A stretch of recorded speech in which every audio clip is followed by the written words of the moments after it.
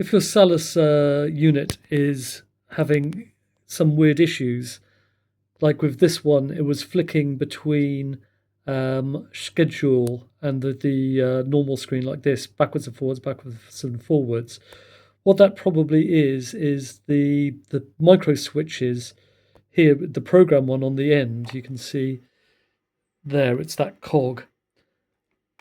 That is probably shorting out inside the actual switch. And what you need to do is you need to desolder, get a solder sucker and sucker off all the solder on the micro switch, this one, and then pull it off. And then after that, put a new switch on and you should be good to go as normal. What I've also found was that sometimes when you take the battery out, it shows all the symbols on this for a while before it comes back to normal. I'm not sure why it does that. So if anybody has any suggestions in the comments, then you know, perhaps we could work that out.